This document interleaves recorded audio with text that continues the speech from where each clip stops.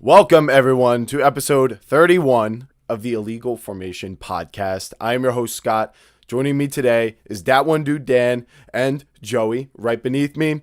Tonight, we are providing our Week 16 reaction, and it was a pretty wild week. I'm not going to lie. We had two overtime thrillers before Sunday even hit in the form of Rams Seahawks on Thursday night and Bears Packers, and then some AFC playoff shakeup with the Jaguars defeating the first-seeded Broncos in the AFC, and the Steelers showing signs of greatness with a win over the Lions. So the Ravens are fighting to keep their season alive right now versus the Patriots, and Phillip Rivers is going to try to save the Colts season on Monday night versus the 10-4 49ers. So guys, before we get into it, starting with you, Dan, I want you to tell me, what was your biggest surprise from Week 16?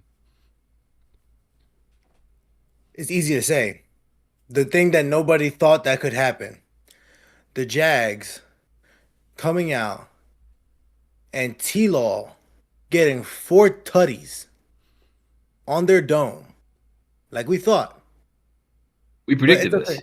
Huh? We predicted this. You're right. We did. We did. But I'm saying the world. Yeah, the world's biggest the surprise. The world doubted us. The world didn't believe that we had the right knowledge. The world thought we didn't know ball. But guess what? Joey and I had the balls to say it. And that is, the Broncos are not it. The Broncos are not here to do jack-ish. Singleton can go take his sit. No, I'm gonna stop there. I'm gonna take it too far. But overall, what shocked me? That I was right. But guess what? You know what that means, world? You shouldn't be doubting us the way we talk about this ball, because we know ball. And who doesn't know ball? This guy in the top right corner. I never said. Yeah. I said it was a low confidence pick. I didn't say. And T-Law itself is an absolute baller. Like I said, he was going to do this game against the Broncos. Roll the tape, rock in the back, check out the last stream. We were about it. But hey, you can keep going, Scotty. Yeah, that was a big surprise to many. I personally was surprised with how long they played well. But Joey, what was your biggest surprise from Week 16? My biggest surprise was the Giants somehow managing to escape the culture win. You guys have it. The culture win. Yeah, I thought the culture win was there for the taking this week. And especially seeing when 9 got knocked out of this game. I was like, this is it. This is the week it happens. Yeah. And somehow you guys managed to escape that. So credit to the Giants for finding a way to not screw that up. Yep.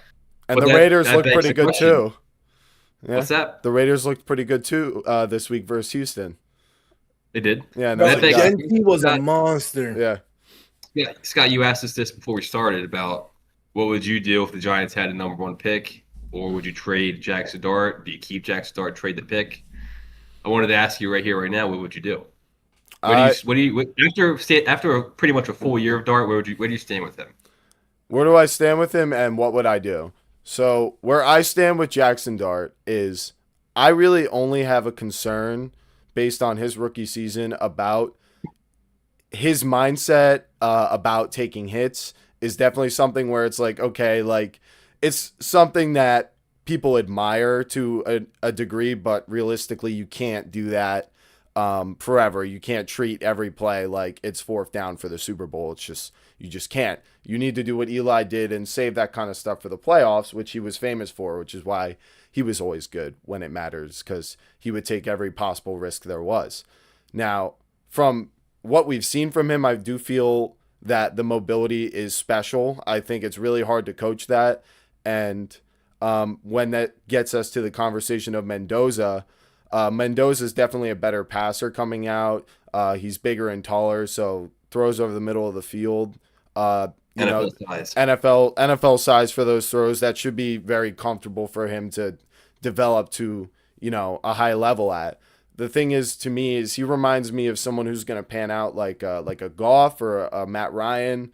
That's like kind of like his ceiling, which is a great quarterback that you can win with. But I would rather have the play extension and also not take another risk. When you trade Jaxson Dart and draft Mendoza, hypothetically, you are comparing that to keeping Dart and trading the first overall pick.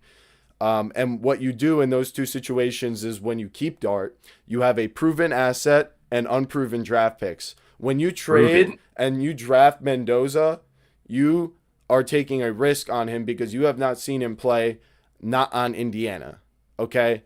And the draft picks are also kind of equated to trading the first overall pick. So you don't know what those are going to be either. You got to put your trust in Joe Shane, or whoever the next GM is, to flesh out the team with those picks. But you have them in both situations.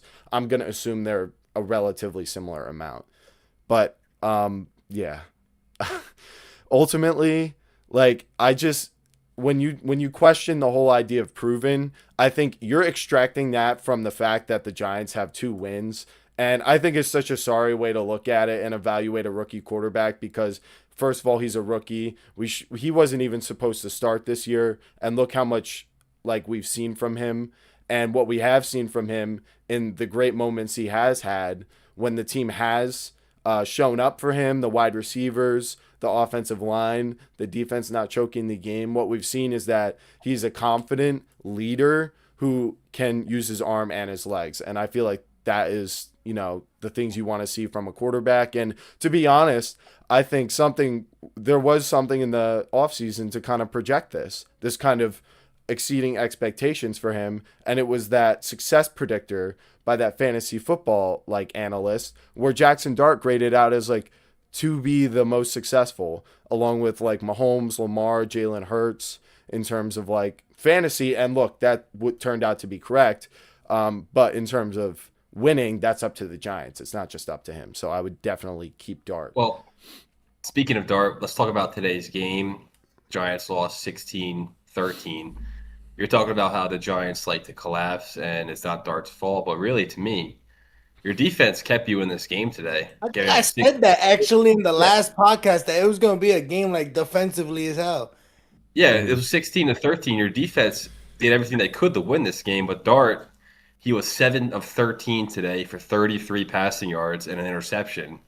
His QBR was 27.4. I can't imagine a much worse start than that. I scored higher than that. Well, what you're not going to see is the drops from the wide receivers, and this is something where we got Wandale 3 for 19, Slayton 1 for 8. I'm pretty sure he had 2 drops on the day, and then also Brian Flores' defense versus Jaxson Dart. He's been able to kind of operate an offense versus most defenses, but this Vikings team, they've definitely dialed things in over the past couple weeks, especially on the defensive side of the ball. And I'm not encouraged in any way possible by this, but I do feel like the Giants as a team have given up, and that's what it looked like today. And I think it's hysterical that you're going to sit here and go, the defense showed up for him today. They haven't lost him the other 12 games that they played this season. What are we does saying? That matter though? If they showed up today. Yeah.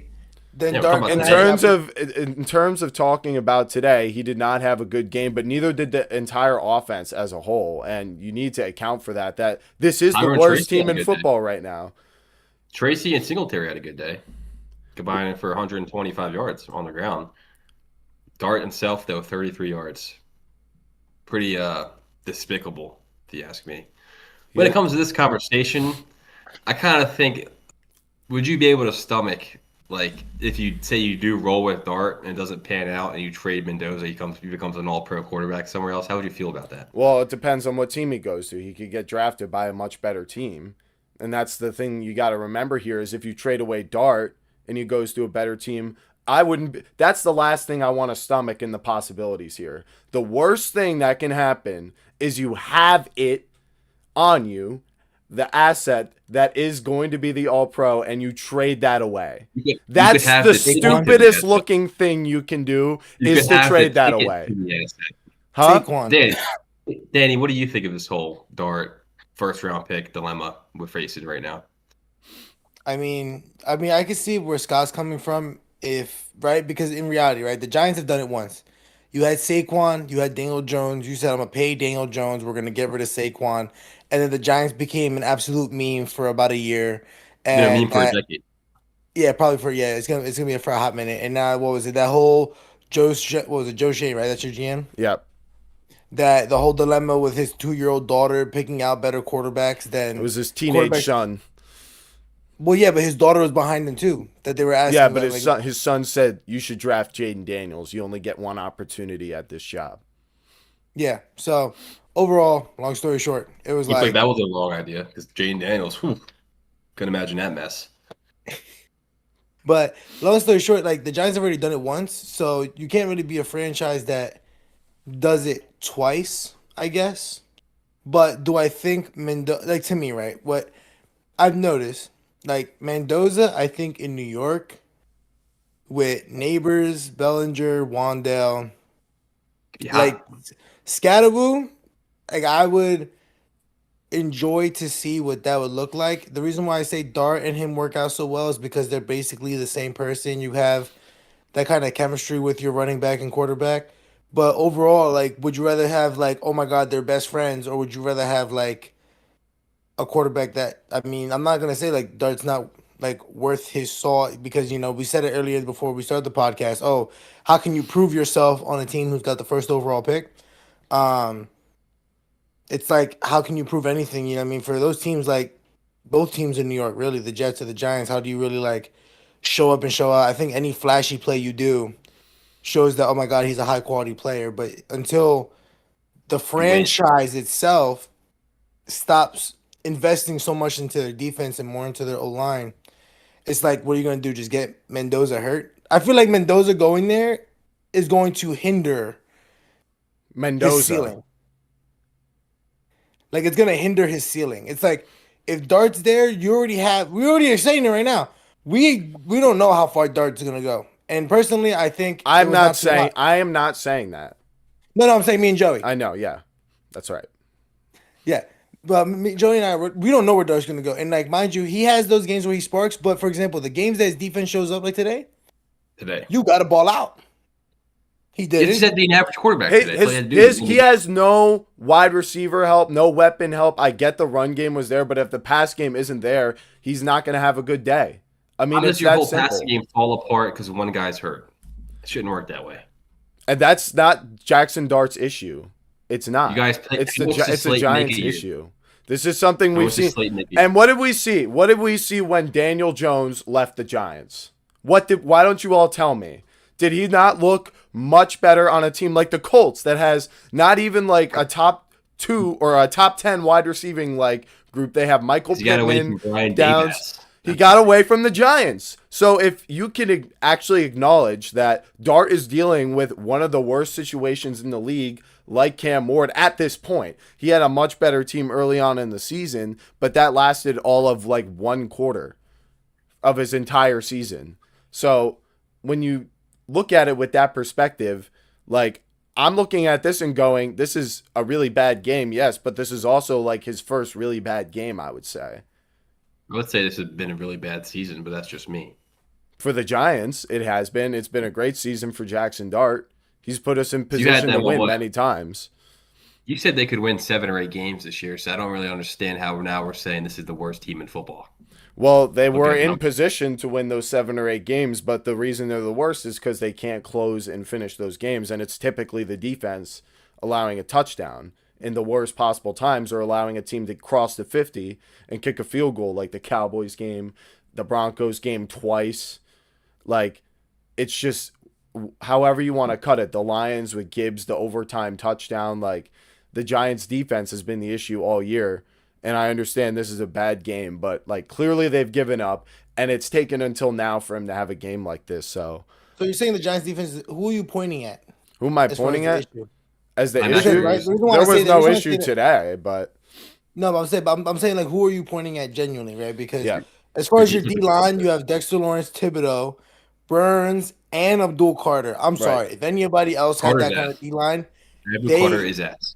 They would literally. It's literally everything outside of them in the front 7 is an issue right now. So our 3 tech, Darius Alexander has just kind of like started recording like sacks and kind of playing more for the Giants. So we can kind of see with him, but it's just like the way his rookie year has been. I'm not convinced that's an answer so far. He was a 3rd round pick, but we'll just have to see. Like, I still think he would be a great number 3 defensive tackle and open up the chance for us to do like more run defense, 5-man fronts and stuff. But then outside of him, you have the two linebackers, Bobby Okereke and Micah McFadden. When they're both on the field, they are like serviceable. They're like not like a glaring issue, but McFadden went down early, and Bobby Okereke seemed like he really got demoralized this year because he doesn't look that good either. And then the level behind that, Tyler Nubin, his run defense has been much worse this year, along with Banks. His run defense when he's playing has been awful. Javon Holland hasn't been Xavier McKinney, not even close. You guys paid him big money, though. We paid him less money than McKinney. We paid him like $2 million less. McKinney. Yeah, I mean, hindsight's 20/20, but the Giants are a terrible team. And he had a pick six that got called back today because Abdul Carter was offsides. Even though he had a decent game, that was pretty hideous. Think Abdul Carter should get traded? No, I don't. I think that's stupid. I think you would trade Kayvon I think he's Thibodeau. horrible, not a good football player. Yeah, well, he's 21 years old, so he's got 2 years before he's the same age as some guys who are coming out, and he's obviously an immense talent, and he's on a terrible team too. He's one of the guys I would look at and kind of compare to how I'm talking about Dart. But to finish off what I was saying, it was just the run defense from that combination of, and even the corners outside of Banks aren't great run defenders besides Drew Phillips. So everyone you named and Drew Phillips are like not bad against the run, and Javon Holland, but the rest is an issue when it comes to that, and we still need an elite corner. We don't have one. I kind of believe Tyler Nubin can be like better with some time. Dane Belton seems kind of like comparable to him, but Banks we got no more Giants to move on. But yeah, that's enough about the Giants and Jaxson Dart and whether or not the Giants should trade him or trade the first overall pick. I know. So moving on to the Thursday night game, which was really the game of the year, Rams at Seahawks. The Seahawks finally get their revenge on this Rams team and claim the 1 seed at 12-3. The Rams are now like the we 5 also seed predicted, Joey and I, at 4-11. That's right. You guys had quite the week with these primetime, big time games. Well, there's a lot more games that happen, but yes. Anyway, the Rams really fell apart, I would say, in this game with special teams allowing the Rashid Shaheed touchdown and then missing the field goal late in the game that could have given them the lead. And I would also say their offense really stalled out. They had multiple opportunities where Sam Darnold and the Seahawks could not move the ball down the field and score, and the Rams couldn't either. And this game was tied and went to overtime. And it was, overall, you look at the box score and you think Stafford and Puka, they went off. But it was really more big plays. And Sam Darnold showed up in overtime and when it mattered to get to overtime in this game. And I was really impressed by him in this game because the pressure was just immense. It was very similar to last year when he played against the Lions and the 1 seed was on the line. And it felt like this was a stride past that. And I really feel like I can totally pose the question because there are other people who won't let this go. I was one of those people at this time. I'm over it now. Has Sam Darnold put the past behind him for good with this win? Dan. Yes. Easy money, yes. Yeah. I think. And how big is this for his career? A comeback win, right? That's what you wanted. That's what you looked for. That's right. A comeback possible win. Against my number one team. Against your number one team. Yeah. And he got it. And everyone is right now. I saw on the NFL Network today how everybody is questioning why that 2-point conversion was allowed. Should it have been allowed? All this shit in between. And like, I just don't understand why it's so hard, I guess, that concept to understand that he threw it, what's it called, parallel to the line, to the line of gain, or like basically he threw it either behind or literally perfectly aligned with his body down the sideline. And we all know in football that's ruled a fumble if that ball hits the ground. So ironically, it getting hit in that direction, I just call that just dumb luck. And it's like, I never really saw that as a problem. Like, I don't know if you guys see it differently or what the case is, but if reality, but people, the reason why people argue that, I feel like, is because if they didn't make that, the tide never would have happened. Well, there was also a lot of time. This is honestly my thought on it. There's like weird calls like this and stuff like that, but to me, like my questions about the Seahawks, it's like there was a lot of like football that happened after that where the Rams easily could have, redeemed that, or the Seahawks could have. It was like that was like ages ago when you especially consider the overtime. And my concern was like Sam Darnold's psyche handling just the pressure of this situation, however it happens. And that was, broken through in this game. So to me, it wasn't necessarily really like about that like moment. Like the end of the game was far more determining of like what happened in this one. Both teams had plenty of opportunities to end it. I mean, the Rams missed a field goal. You know what I mean? So like, what are you complaining about? You did not capitalize on multiple chances. So they got a big kicker on the Rams, bro. Yeah, and the punt return, they got a big boy on the Rams. Shaheed? Yeah, Shaheed. The Rams, their special teams versus the Eagles now, like this is a clear pattern with them now as their weakness. I have these two as my number 1 and 2 teams. I'm going to keep it like that where it's both of them. We'll get to, the rankings to be exact, like when we get there. But it is definitely true and clear now. The Rams' weakness on the season is they just get, seemingly lazy with their special team stuff. And there was no reason they should have lost this game. They had a big lead, and they just really stalled out and blew it in the late in the third and the fourth quarter. Joey, what was your kind of reaction to all of this? I think it's funny how you could fire like your special teams coordinator can get fired because your kicker misses field goals. I feel like that's kind of ridiculous. But I get the special teams has been a mess for them all year long. I thought it was hilarious how Seattle won the game. It looked like Charbonnet was going to pick the ball up and give it to the ref, only for it to be called, a fumble recovery or whatever you want to call it. Mm-hmm. But yeah, I mean, we've been telling you for a while now Seattle was going to win this game, and it was nice to see that actually happen. I was thinking this game was over. Well, I thought it was over, to tell you the truth. I thought the Rams were going to run away with that game. They had that huge deficit. It was like 10 points or something, right? Yeah, it was. Yeah, we've seen the Rams collapse a lot this year. I feel like it's kind of a trend, and I don't really like the way I feel about them right now. I mean, Devontae Adams didn't play that game though, so I understand that, but I feel like they choke games away. I feel like they do. Most of their losses are just games that they choked away. So, what's gonna happen in the playoffs? I don't know. That matter. Yeah, like the Eagles 26-7. That game sticks out to me the most. How they just choked that game away. They did it again.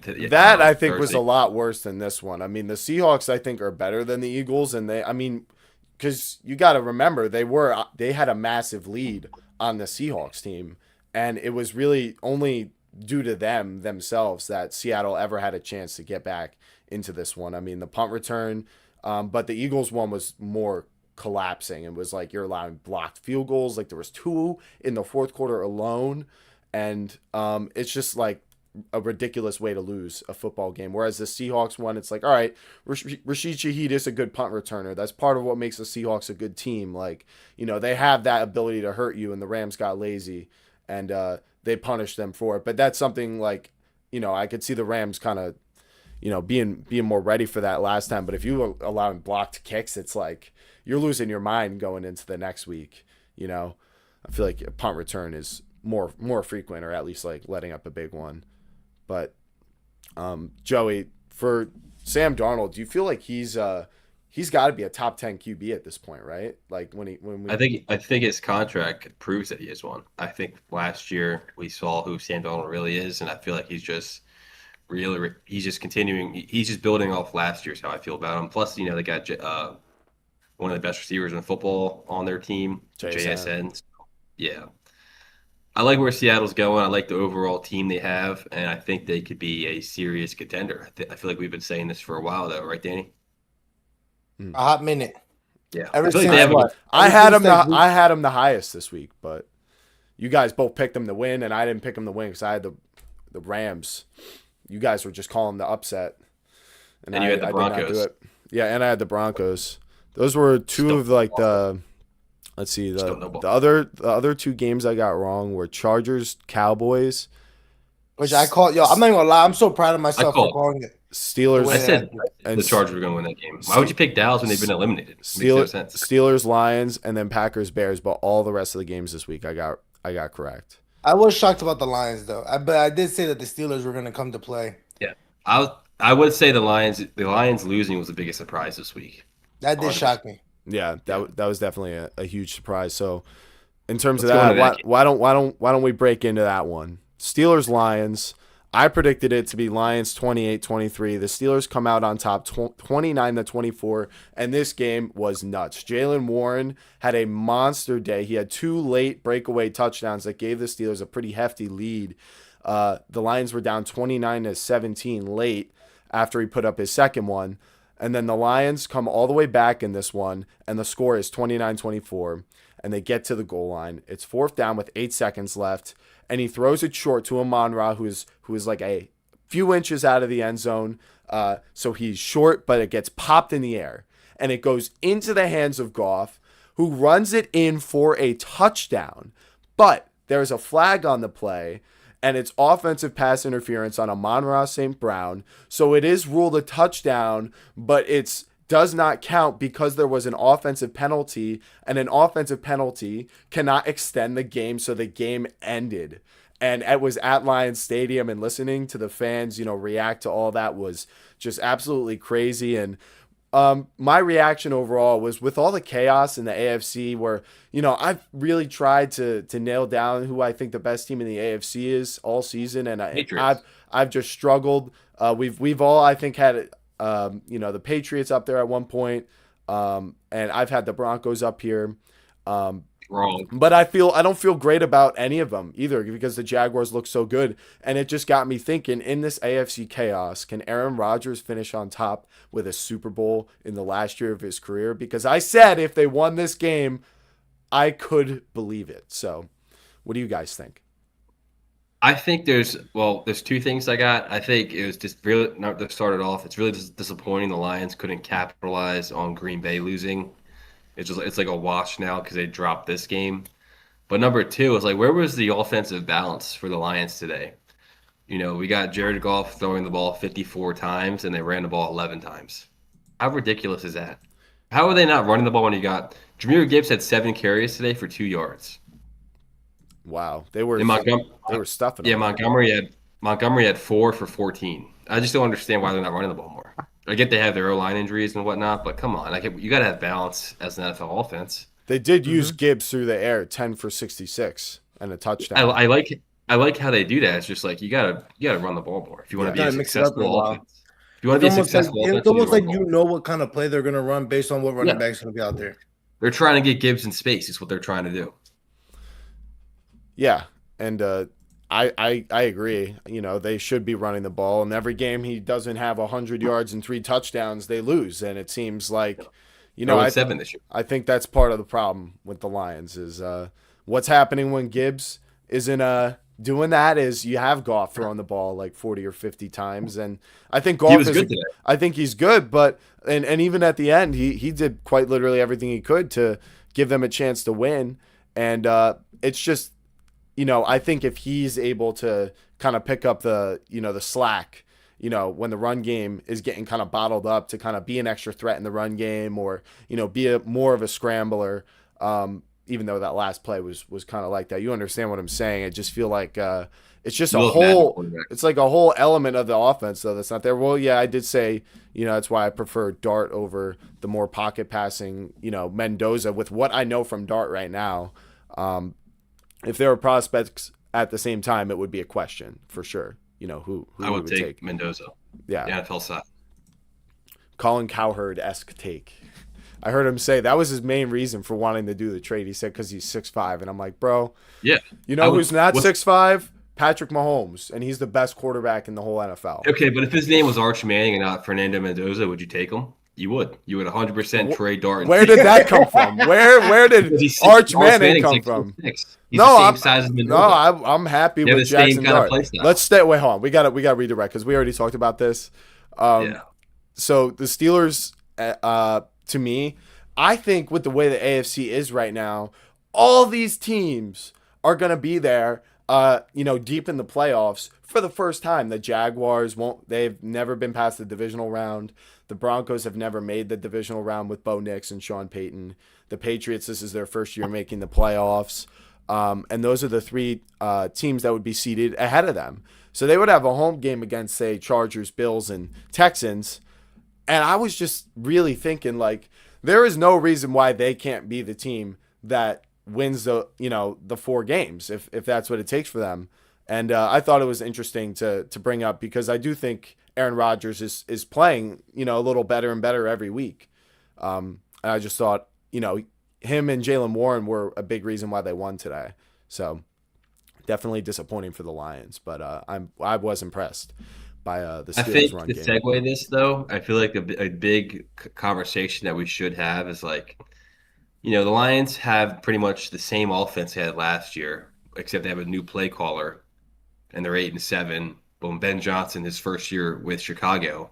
What are they now? Like 11-3 or 11-4, whatever the record is. Yeah, they are 11-4. It's time to talk about the Bears. Yeah, talk about the Bears. Yeah, it's time to talk about Saturday night and what occurred at Chicago Stadium. Their stadium name is escaping me right now. I thought I knew it, but in this game, the Packers demoralized after the loss of Micah Parsons. Is it not Soldier Field? Soldier Field. Thank you. Soldier Field, because it's one of the sickest names for a stadium. I'm not going to lie. Yes. But yeah, it was a crazy game. It also went to overtime. So like I said, before Sunday, there were 2 overtime games, and this was the other one. The Packers lost Jordan Love in this game due to an injury. It was a concussion. He got smacked in the face while he was getting sacked, and the Packers had a 16-6 lead with Malik Willis regardless late in the fourth quarter. The Bears drove down the field and elected to kick a field goal and go for an onside kick to try to tie up the game, and they actually managed to recover the onside kick, and they go and convert for a touchdown, and this game goes to overtime. Now, they stop Malik Willis, and the Bears get to midfield, and Caleb Williams makes a game-winning deep ball pass to DJ Moore in the end zone for a touchdown, who just laid on the ground, utterly exhausted after the overtime win. And it was just awesome because it made it a little bit better because it was on Keyshawn Nixon. I'm not even gonna lie to you. It made it just a little bit better. I'm not gonna lie. You have some disdain for Keyshawn Nixon? Yeah. Absolute annoyance, bro. This dude you know what he is? I feel like he is the equivalent of Marshawn Lattimore in the North. That's what he is, basically. He's just like, I'm going to talk all my shit and get absolutely like, but then get sauced by big wide receivers. Like, it just makes no sense to me. Like, yeah. I mean, the Packers, they came out and played like I thought they would in this game. And I thought for a while, wow, I had it. Yeah, I was on this one. They even lost Jordan Love, and they're still winning. And what is going on with this Bears offense? But I look, and Caleb Williams, we said last time, Micah Parsons being gone obviously would affect the rush. He got sacked once. He got sacked 0 times in this game. So it's really the passing game. What did I say, the Joey? Wide receivers. What'd you say? That exact thing that you're mentioning. Yeah, and that's why Micah Parsons, and I wrote it in my notes for that reason. Yeah. That I went and said how Micah Parsons out for the game, only 1 sacks with Micah. Don't expect much pressure on Caleb. And this dude was able to run his ass off and just make plays all over them, bro. Yeah, and I was ready to proclaim the Packers dead, but unfortunately the Lions lost. So Joey, you really want him to lose for your draft picks.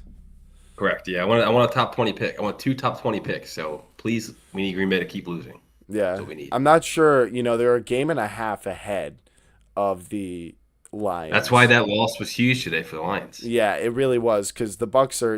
I don't Bucs even know dead. if they they should be dead. Yeah. So the Lions are the only team, and it would have to be a very fortunate 4 games for them.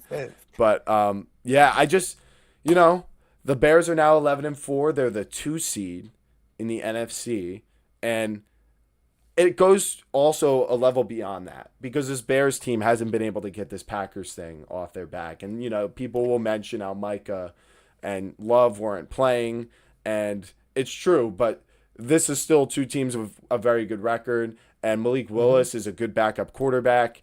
And with the he's exactly the same build as Jaxson Dart. They're the same guy. Well, I think Dart's a better passer for sure. But they play kind of similar. But let's stay on track. Anyway, so for the Bears to have a win like this in the manner that they did against this Packers team, how big is this for this Bears team, and what kind of momentum can it give them for the playoffs? Absolute, utter, big ball confidence, if anything else. Like, you can go and you can match up against a rival that has been owning you for however many years, and now you were able to stomp on their throats right at the last second to be able to absolutely, like, Kobe from, like, the freaking 40-yard line. Like, bro, no, like, I'm sorry, bro. Like, the atmosphere, the mojo that Ben Johnson is bringing to this Bears team is absolutely fantastic. And I would assume going into this, they're going to be playing either the Panthers, the Bucks, with the Bucks. Because I know the Bucks lost today, but right now the new city they would play Packers first round. They play Packers first round. Mm-hmm. But no Micah and a possible messed up. But they also could play the Niners, right? Because I think the Niners are trying to get up there too. The Niners are a game ahead, or a half game ahead. Yeah, so it's either they're going to play the Packers or the Niners, and I think both teams they're capable of beating at this moment. And if they could beat one of those going into the second round, I'm gonna be hyped. I think this is more hype for me than when the Lions made it to the NFC Championship. Would the most entertaining Super Bowl matchup be Aaron Rodgers and the Steelers versus the Chicago Bears? Yes, that would be sick. I would. That would be awesome. Because I mean, it's really tough to pick who this year. I mean, I wouldn't mind seeing a lot of these teams in the Super Bowl. It's just great that we get a different matchup. I think if the Eagles and the Bills make it, the world's gonna burn down. Well, we're gonna see that this week. Philadelphia is a first-round exit. Proclaim that now. Yeah, well, we'll come back around to that, but I just thought the whole aura around this Packers dominance over the Bears, like it's gonna change next year, and in this playoffs if they do face off in the first round, because I think Caleb, he's got more talent than Jordan Love, and Jordan Love's got a couple years in the league on Caleb, but with Ben Johnson, I think that is. Matt LaFleur has done more as a head coach, but Ben Johnson could quickly also surpass Matt LaFleur, I think, because Matt LaFleur has now had Aaron Rodgers and Jordan Love, and we are seeing from Ben Johnson what it looks like for a coach to be like a guru to help a young quarterback. And Caleb Williams had a good rookie season, and all things considered, the wins just weren't there. But he didn't throw that many interceptions, and he got sacked a gazillion times. But what we're seeing now, with the offensive line too, the turnovers on defense aren't sticky. We'll see year to year with that if the defense is still good next year. But as for this year, like they could definitely win the Super Bowl, I think, with the trajectory they're on right now. Very interesting to think about them playing the Seahawks in the NFC Championship if that were to. That's really one team. If the Bears play the Seahawks, I'd be a little nervous. I can't even lie to you if I was a Bears fan. Seattle would spank them. Well, I just feel like this year the playoffs are going to be like full of upsets because every team is, the identities aren't really that well established of, what their records are against each other in these playoffs. It'll start first round with Philadelphia. Whoever they play, they're losing to them. Well, I mean, to be honest, they're going to play the 49ers. Yeah, the 49ers were spanked. Yeah, I have the 49ers above the Eagles in my top 10 rankings for that reason, because I think if they played first round, I think the 49ers would. Danny, what do you think? Let's talk about the Eagles and their game against the Commanders. It was really a no contest for a large majority of that game. So what were your takeaways from that game? We did exactly what we needed to do. We kept it going, but two big things. One, Jalen Carter not playing. Two, Nakobe Dean got knocked out early. He was not playing. Lane Johnson was not playing. And at the time, the score was 3-3 when all that happened. Yeah. So we lost all that, and we still came up 29-10. What did you think of that stat that came up comparing Jalen Hurts and Marcus Mariota through 110 games? They had the same stats. I mean, hey, at the end of the day, right? You said it beforehand, and I'm not going to go away from it. A win's a win. And I know damn well that Hurts got way more wins and a all ring of the compared to takeaway. Mariota. All of the takeaway with Hurts, everything about him, it's never actual stats that he does. It's just about what the team does. Anyone else notice that? When we talk about Hurts, like, oh yeah, it's about the team wins. Nothing. You can't look at anything Hurts does other than the tush push and point to that and be like, that's the reason why they win. So can we circle back to Jackson Dart? No, I'm just kidding. Because we're talking about the team. But anyway, I wanted to just insert Saquon Barkley's run, the touchdown.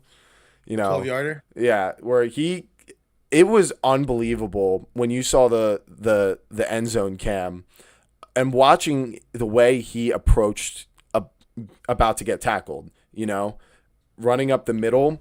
I swear, he turned and threw his body into. He threw his body back, bounced off of him, and then spun on two axes. It wasn't just like he got hit. He got hit, spun, and then did the same thing to the other guy and twisted through that. The core strength and the ability to balance through all that, unbelievable. And I think one thing I will say is, I have the 49ers above the Eagles. I think that's going to stay the same. We'll see after Monday night, but Saquon Barkley looked like Saquon Barkley in this game, and in terms of the team, the fact that they ran up, and this is what threw me off, right? Because all the times that we ran up to the right, there's been no penetration, there's been no push, there's been none of that. You know who's on the right? Steen, Fred Johnson. Two guys that have been backups for years to come. And we run it to the left with Saquon, i.e. the score that he made between Mailata and Dickerson, and then Juergens making his way up to the linebacker. You see the difference in production, which is why I'm saying, to Scott's point, we have Johnson that game. We have Steen, which, hey, I'm already ready to draft another lineman, personally, that's more effective. And I'm only also thinking we have Carter in that game. We have Dean for the rest of that game. It's who knows how much more different this game would turn out, which is where I wonder, are they saving them now for this Bills game that's coming up? So, Dan, where are your expectations for the Eagles in the playoffs this year? I get it. It's going to hinge on the Bills game, right? Okay. Right? That's what you think? Is that? That's what I mean. Yeah. I think I'm a week early. How ready are we playing the Bills? Yeah. Because that could be to me that's a Super Bowl preview if we have a chance or not. Yeah, I feel depending on how you guys play the Bills is going to determine if you play well in the playoffs. And how do you feel heading into this week? I know it's a little bit away, but against the Bills, do you feel like this Eagles team with the way they're playing right now, assuming Carter's healthy, just Carter, you think you guys would win? Just kind of feeling good about it, or because they have the same sort of thing where they don't show up sometimes, and it really becomes... the Bills won't show up. That's why I find it to be funny that the Bills and the Eagles, I feel on paper, while it's I feel the opposite of what matters. It's if the offense doesn't show up because the defense often never shows up, it goes bad. But for us, it's our offense that we're nervous about because the defense ends up always showing up. So if the defense doesn't show up and show out, we're basically cooked for the game. So it's they're best on best. They're the Bills' strength is versus the Eagles' strength, while the Bills' weakness is I guess you could say versus the Eagles' weakness right now, which is where it's crazy. Feels like coaching is going to come in big there. Patullo. I don't understand how the Eagles' offense is such a weakness though, because we have AJ Brown, we have Devontae Smith, we have Barkley. The only thing that really changed last year to this year, other than Kellen Moore, leaving for the Saints. I think it's interesting that good. Finish your point, Joey, because I'm. You guys are missing Becton. How important was he last year to your team? Extremely. Yeah. And I say that all the time. That do you have you seen Steen's build? Genuinely, that dude does not look like an offensive lineman. That dude is not a guard. I promise you. The size difference from Landon Dickerson to Steen, you could tell they are not supposed to be he is not a guard.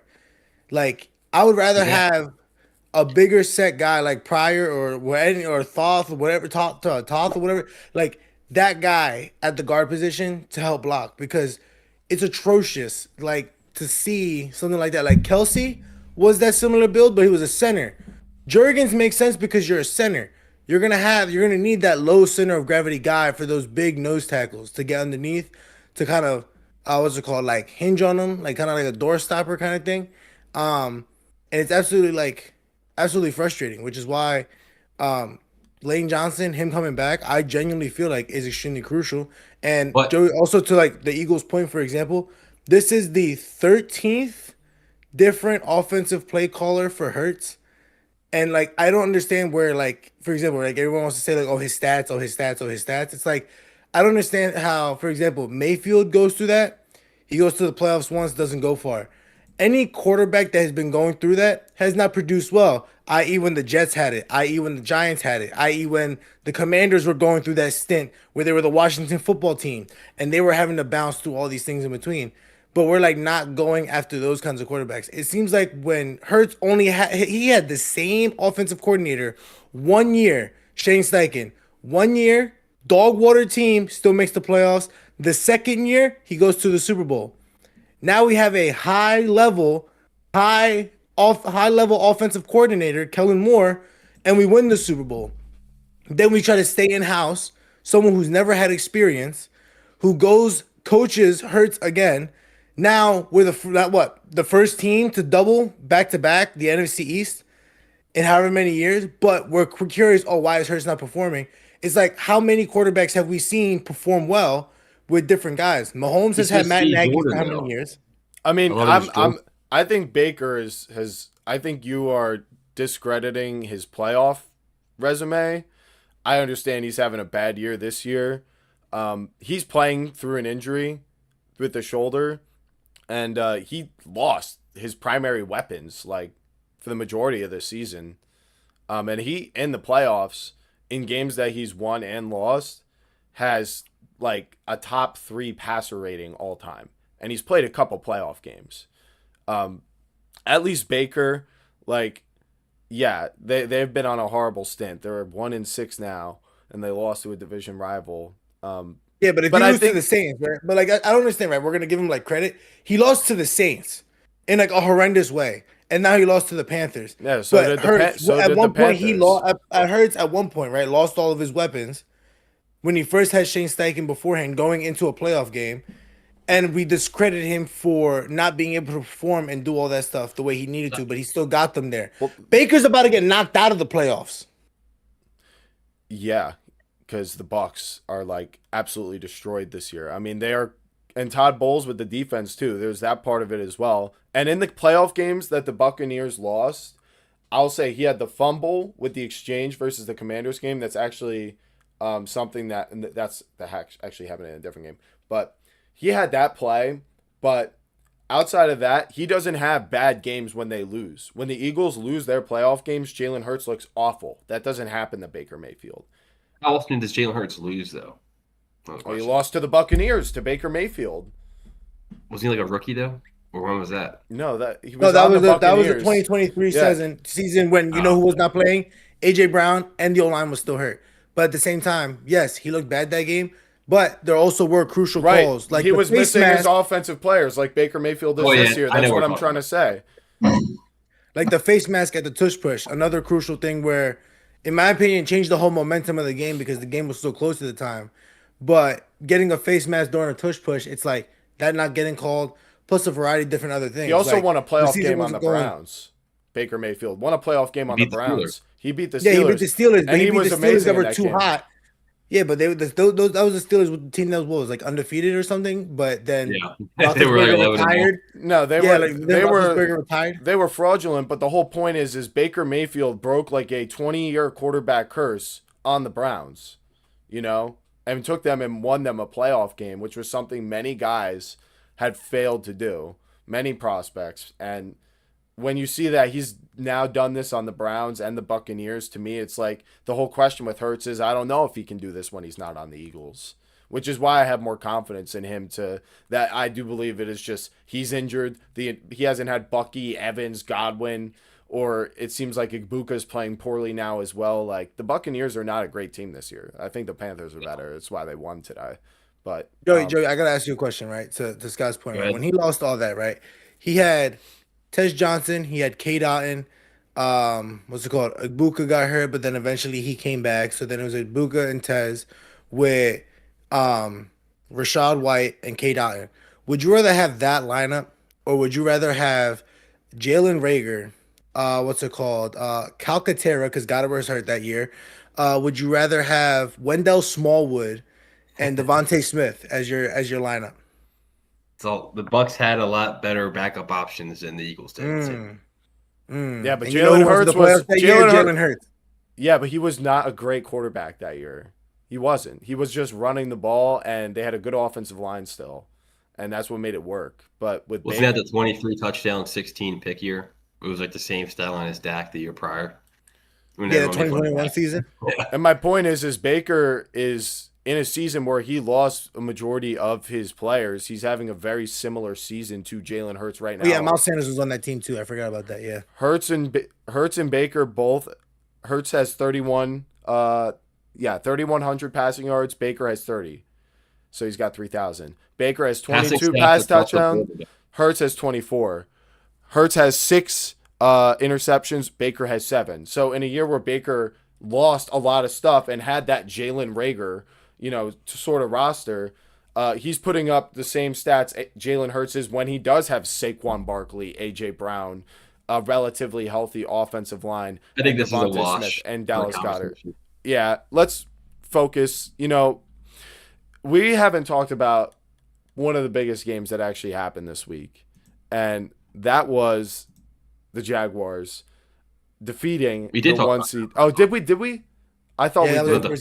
That was the first game we talked about. All right, I did not highlight it in green, so I did not know. But I really wanted to make sure we didn't miss it, so I had to double check. So I think we covered all of our bases. Now we can just talk about whatever we want, really. Yeah, I kind of wanted to just tease into the Panthers and Buccaneers game. I have something for you. What's up?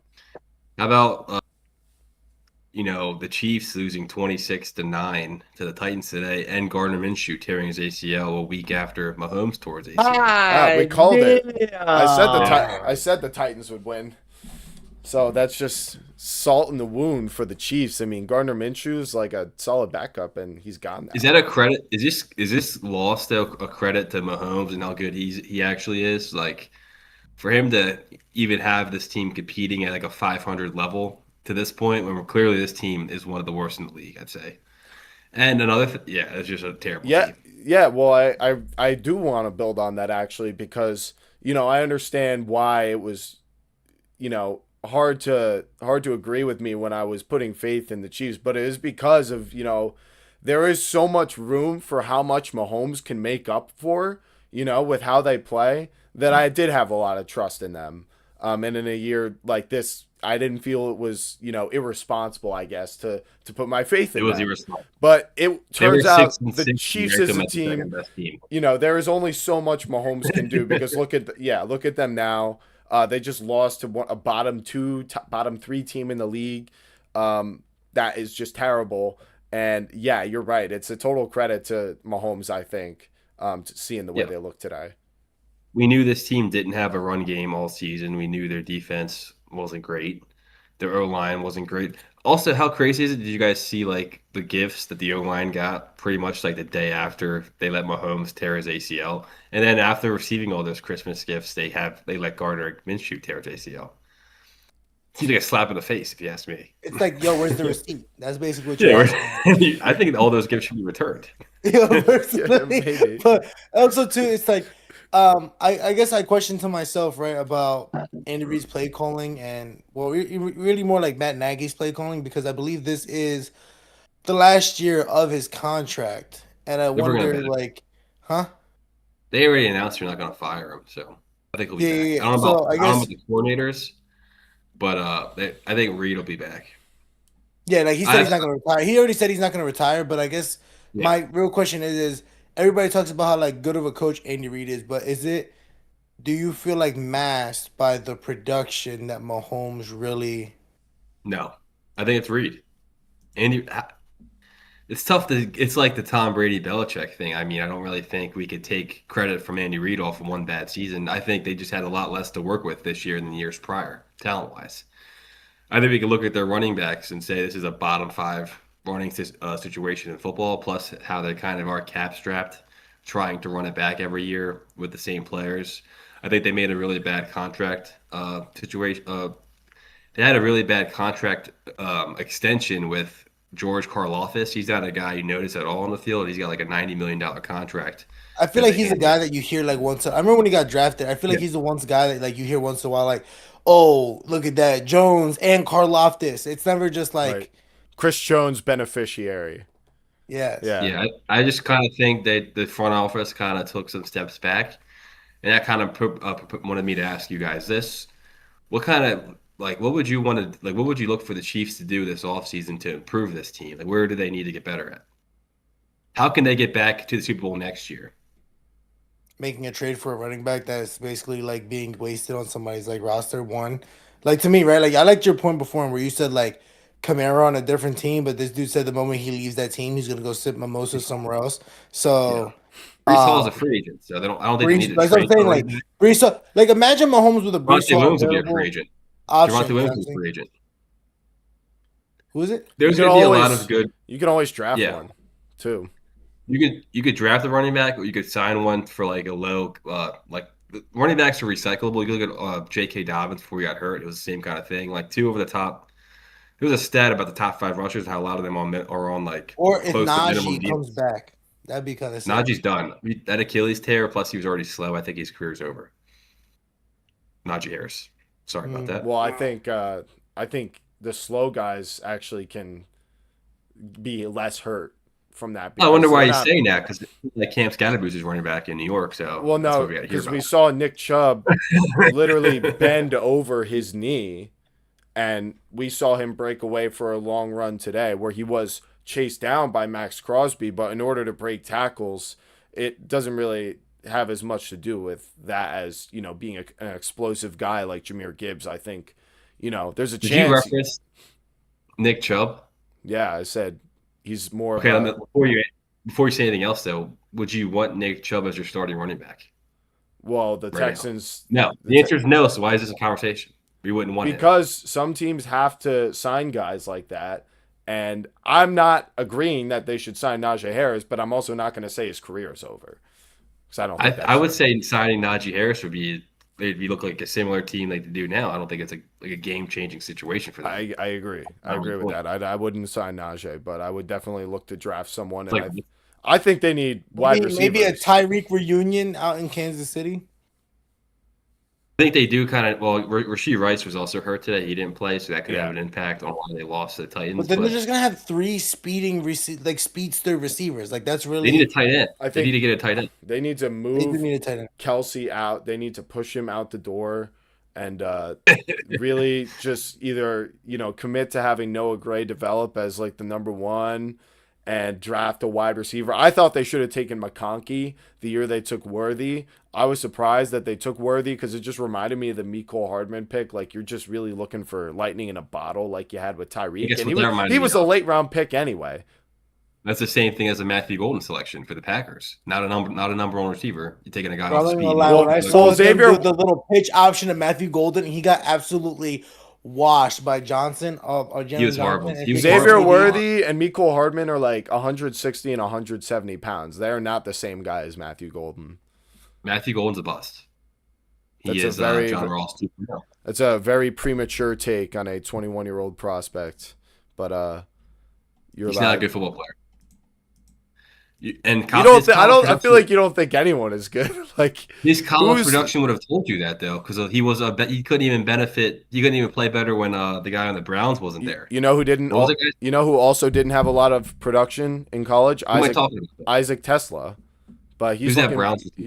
Who's on the Browns? Who's that Browns receiver? He was undrafted out of Texas because of the allegations. Isaiah Bond. Yeah, when Isaiah Bond wasn't there for Texas, Golden couldn't do shit. So that's kind of where my whole thing with him stems from, and how he went before Luther Burden. I think that was a major mistake. Imagine Luther Burden on this Packers offense, how much better they would be. He'd be their acting number 1, I feel like, because they don't have a number 1. Yeah.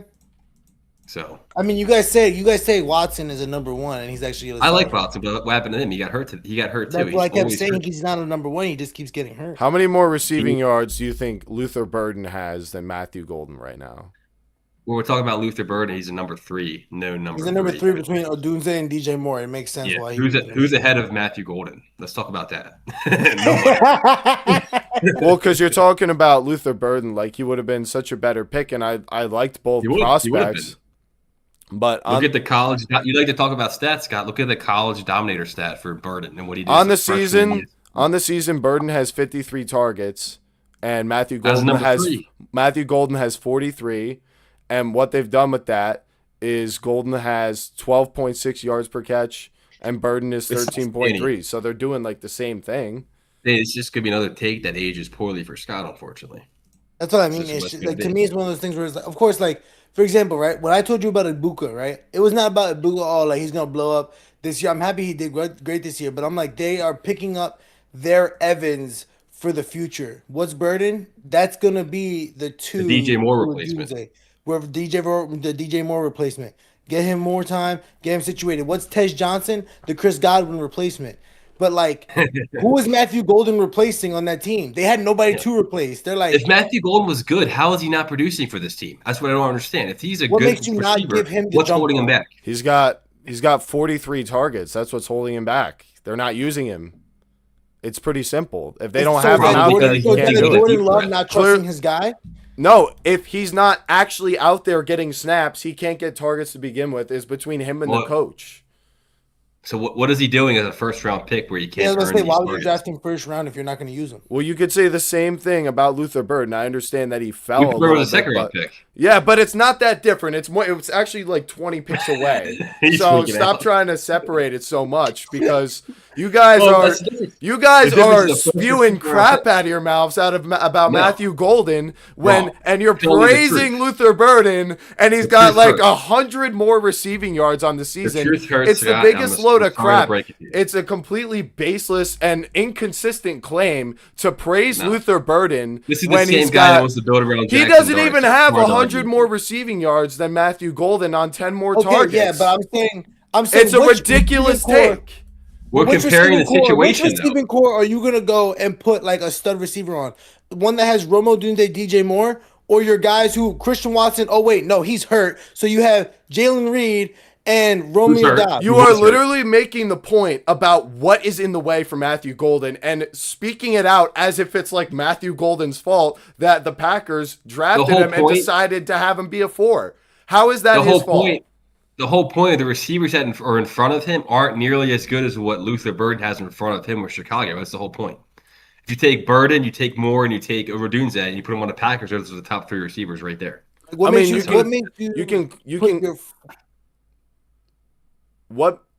think that it's like so different? Because Romo Dunze has had. Yeah, who's the better receiving? Who are the better receivers? I would definitely rather have Romo Dunze and DJ Moore, but it has come down to this. Wait, rank these 4. Yeah. So the top 2 for the Packers: Christian Watson and then Jaden Reed. Then we got DJ Moore and Romo Dunze. Just rank those 4 receivers in order of how you would want them. I would go right now, like at this moment. I would go DJ Moore. I would say if I was guaranteed he was healthy, I would put Christian Watson at 2, but because he's not, I'm see how he's trying to justify you would not take Christian Watson over Romo. If he was healthy, I'm taking Romo. Nobody would do that. Am I allowed to finish answering? Am I allowed to finish? Am I allowed to finish?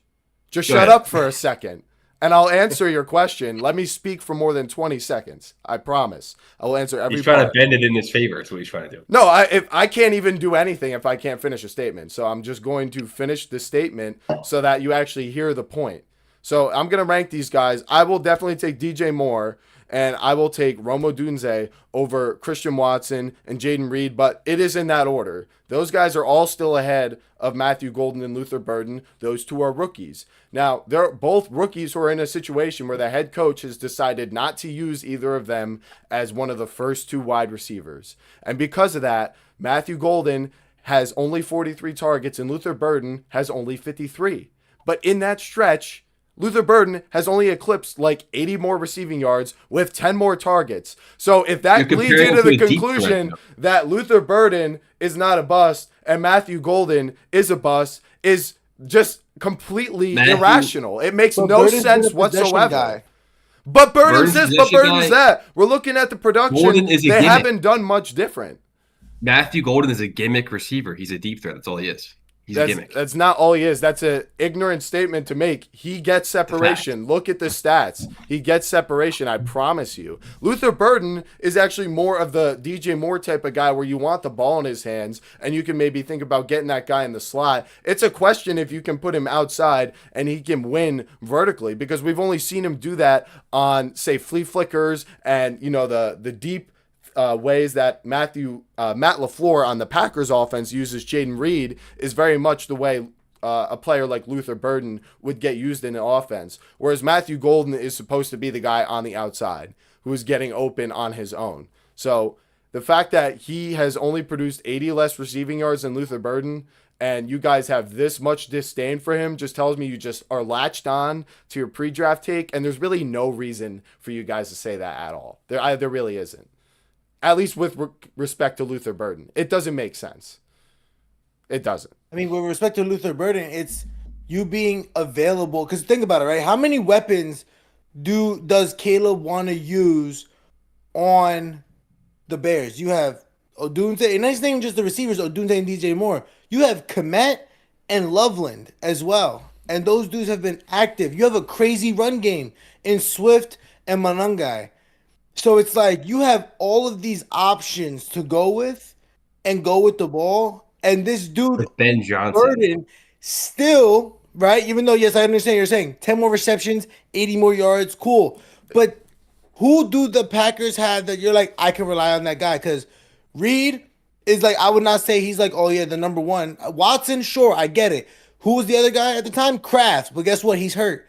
Now Jacobs is the guy. And then he's hurt. But he's hurt. He's feeling it. You know what I mean? And then their backup. What's his name? Eric Wilson, right? I think. Yeah. Emmanuel Wilson, yeah. Emmanuel Wilson. But now you have Emmanuel Wilson. Emmanuel Wilson, like, he had one good game. So it's like, why, like, your first round receiver, Romeo Doubs and what's it called? Jaden Reed. Like, that is who you have right now. And we're not gonna go and say, like, oh, like with the Bears options, like, he is one, right? We're talking about statistics here. He is one out of Odunze, DJ Moore, Komet, Loveland, Swift, Manungai. With all the stuff you're talking about, all you need to know is who's in the way of him getting targets. I told you. Luther Burden has 53 and Matthew Golden has 43. What we don't, you know, we can talk about how many people are in the offense. Matthew Golden, regardless of who the Packers are choosing to target ahead of him, they are choosing to use guys in front of him. He is a rookie. He is 21 years old. I understand people are eager to get these guys going, but not everyone is going to be like Emeka Egbuka. It's just not like that with everyone. But it also comes down to the coaches deciding to use him, put him in, get the targets. And Jordan Love has missed a couple throws to him where he has not gotten a wide open flea flicker that was thrown to him accurately like Luther Burden did earlier in the season. And we can discuss who's on the offense and who's in the way, but the bottom line is one guy's got 10 more targets than the other guy, and he's got like 120 more receiving yards. That's what the number right here is an apologist. It's on. I'm on the other side of you, at least on my Joey, you're pointing at me, Joey. Yeah. This guy's an apologist. Yeah, you're a Glazer. You're so impressed by Luther Burden. It's time to move on. Had the same let's production. move on from this conversation, and let's I guess talk to about me what I'm getting at is, like, if we can't blame Golden, we're basically blaming Jordan Love for not using him. Jordan Love and Matt LaFleur are not using him. That's what it is. Let's talk about the Patriots and Ravens. It looks like we're about to be at halftime. The score is 10-10. Now Drake May has the ball. They're at the New England 35. Maybe they can get some points out of it, but so far we have a close game on our hands here. TreVeyon Henderson. What was your prediction? TreVeyon Henderson got hurt earlier in this game and left the game. He hasn't returned. So, same week as Judkins broke his ankle and leg and all that shit. Mm-hmm. Both Ohio State running backs going down in the same week sounds a little fishy to me.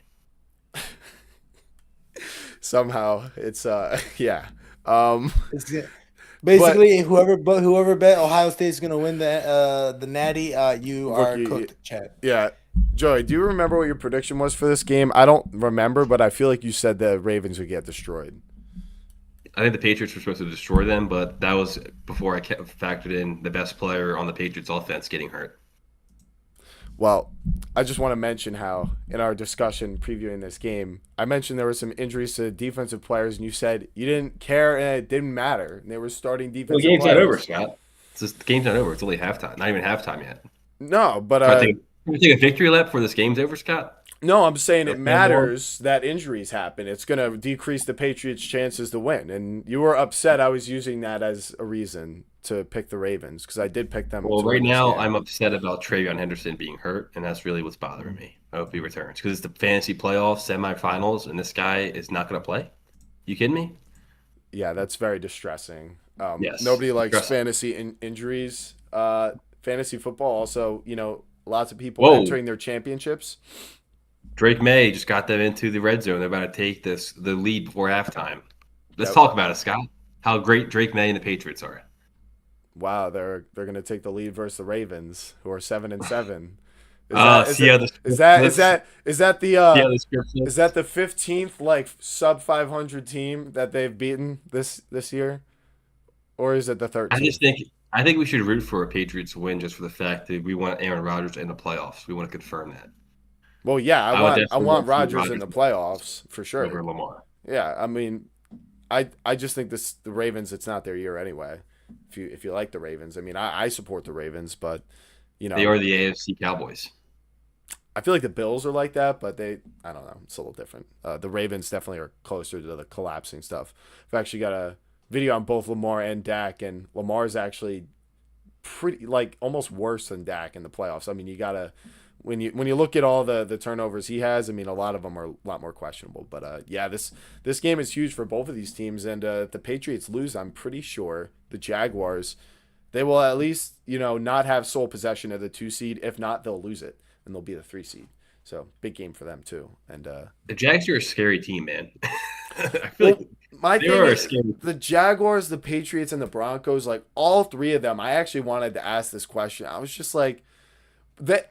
Between the 3 of them and the fact that all 3 of them have had such highs, there's a way you can pick at each of the teams as well. Like, is there really one you trust that much more than the other? Because I'm just going to come out and say, I just don't. I don't really feel like there's a great separation in the AFC or clear first place guy, and I think that's going to make the playoffs insanity. But, Dan, what do you think? Because Joey seems to agree. I mean, as far as the separation, what's the big outlier that I feel like everybody, nobody has besides this one team, and that's the Texans. And they're monstrous as defense, even though Genty just had, 2 long runs, I believe, on them today? He had a nice 60-yard receiving touchdown today. Yeah, he went off. So, of course, Genty, which is kind of crazy. It still mind boggles me today that the Raiders are literally a collapsing team, and they're just like, what we're going to draft? A running back. 2019 Giants, 2018 Giants. Saquon Barkley. So, for me, I just think it was absolutely, just wild. But overall, everyone's going to have a bad game. Everyone's going to have a bad time. So, what really, exposes everybody? And it's the Texans defense. So, I think that's the only outlier. If I had to rank everybody in terms of how good they are and the ranking, and the reason why I only put them higher is because, man, they made Josh Allen look horrendous the last time they played each other. So I think we should rank these offenses between the Broncos, Patriots, Jaguars, and Texans. How would you rank those 4 offenses? Because that's probably what's going to come down to in a playoff game, right? We already know defense wins championships, so we could say the Texans number 1, Denver number 2. I feel like the Jags have. I would say the Jags at 3. I feel like the Jags have, the Patriots have the worst defense of these 4 teams, I could say. But when it comes to the offense, I kind of want to say between the Patriots and Jags, I would easily take them as my top 2. I don't know how I would rank them 1 or 2, but those 2 have the best offense. I would say Patriots for 1 because you're gonna your shit's gonna crash out at some point. You know what I mean? T-Law's gotten 2 back-to-back 4 touchdown games. You're gonna burn out. I don't agree. I think the Jacoby Myers trade has been huge for them. Has been killing it 100%. I think as the Jags as the number one. I mean, if the Patriots just lost Travion Henderson, I think that makes it pretty clear because I know Bayshell Tutin's hurt, but they still have ETN, and their receiving weapons are just they're really physical and hard to tackle. Jacoby Myers and BTJ, and I just imagine if they had Travis Hunter too. I mean, this offensive line's playing well, and T-Law has just as much potential as Drake May ever had, and he's got a couple years in the league, and I'm still, kind of on this Patriots whole schedule thing. It's just, we're just going to have to see how they play in the playoffs. I'm not extensively doubting them, especially if they win this game versus the Ravens. But if they don't, I'll be like, oh, it's also not the worst thing in the world that they got humbled a little bit. And I think there's a real argument to be made that between these 4 teams, Jacksonville is the best. That's what I'm trying to say, because they just beat Denver. They were my number 1 team, and I feel like the Patriots are regressing. It's really interesting to see what's going to happen for them. It is. It really is. I can't wait to see, and I'm not really here to trash anyone in the AFC, because like I said, I've really tried to pin down who I think it is, and you guys are killing me for it. Like, we all haven't cycled through the AFC trying to pick the best team right now. And I just wanted to bring light to the Texans are the 7th seed, and there's no reason they can't win the AFC. The Steelers. And also, big alert: Lamar seemed to have suffered a minor back injury that he has not returned before halftime. Just to let you guys know. That is tragic. Lamar's questionable to return. And the Chargers are 11-4 too. Like Chargers aren't. The Chargers to me are the Eagles of the AFC. I think so too, but I don't know. Like, even the Eagles, like with Lane Johnson back, I'm like, ugh.